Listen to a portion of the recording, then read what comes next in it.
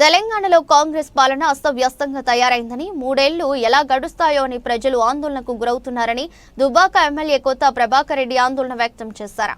చేగుంటలో ఆయన విలేకరులతో మాట్లాడారు. గతంలో ఎప్పటికప్పుడు అన్ని శాఖలపై జిల్లా మంత్రి సమీక్షలు నిర్వహించేవారని, నేడు జిల్లా మంత్రి ఇన్ఛార్జి మంత్రులు కానీ రావడం లేదన్నారు.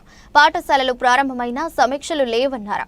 కాంగ్రెస్ ప్రభుత్వంలో ప్రవేశపెట్టిన ఇందిరమ్మ ఇల్లు, రాజు వికాస్ లాంటి పథకాలు పేరు గొప్ప, ఊరు దిబ్బ అన్నట్లు ఉన్నాయన్నారు.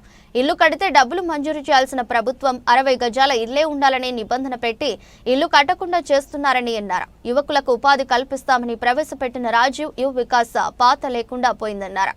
కేసీఆర్ హయాంలో గ్రామ పంచాయతీలకు ట్రాక్టర్లు అందిస్తే వాటిలో డీజిల్ పోయలేని దుస్థితి నెలకొందన్నారు. ట్రాక్టర్ల మెయింటెనెన్స్ చేయలేమని కార్యదర్శులు కలెక్టర్ల ముందు వాపోతున్నారని తెలిపారు. ఈరోజు రాష్ట్ర వ్యవహారాలు ఎట్లున్నాయంటే మరి మూలిగే నక్క మీద తాటికాయ పడ్డట్టున్నది పరిస్థితి. చెప్పేదేమో పెద్ద పెద్ద డైలాగులు, పెద్ద పెద్ద కథలు, చేసేదైతే ఏం లేదు. ఇలా చాలా ఘోరమైన పరిస్థితి. ఇందిరమ్మ ఇళ్ళని పెట్టిండ్రు. ఆ ఇందిరమ్మ ఇళ్ళల్లో పోతే ఆ ఇళ్ళకి ఇదివరకు అసలు ఇన్ని రోజులు అవుతుంది పేరు పెట్టుకుంటా అదిగో వచ్చే ఇదిగో వచ్చే ఏమో చేస్తామని చెప్పి ఏదో బూసి చూపిస్తుంది తప్ప చేసింది లేదు, పోయింది లేదు.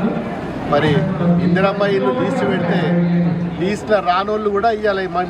ఈ మన జిల్లాలనే రామాయపేటనే మరి నాకు రాలేదని మనస్తాపం చెంది పాపం ఈ పేదోడు గైడ్లైన్స్ లేక మరి అధికారులు ఎవరికి ఇవ్వాలనో ఎవరికి ఇవ్వద్దో కూడా వాళ్ళకి తెలుస్తలేదు. ఒకసారి అంటారు పెంకుటిల్లు అంటారు, ఒకసారి అంటారు టార్పాలు కప్పుకుంటా అంటారు, ఇంకోసారి అంటారు ఏం లేకపోతే రోడ్డు మీద ఉన్న వాళ్ళకి ఇస్తామంటారు. మరి దీనివలన చాలామంది ఆశ కొద్దీ మరి కొద్దో గొప్ప బరంతులు నింపుకొని కొద్దిగా బేస్మెంట్ చేసుకున్న వాళ్ళకు మరి వస్తుందని ఆశతోటి కట్టుకుంటుంటే దానికి 68 గజాలే ఉండాలి. మరి ఇంతనే పొడి ఉండాలి, ఎంత 600 స్క్వేర్ ఫీట్లే ఉండాలి.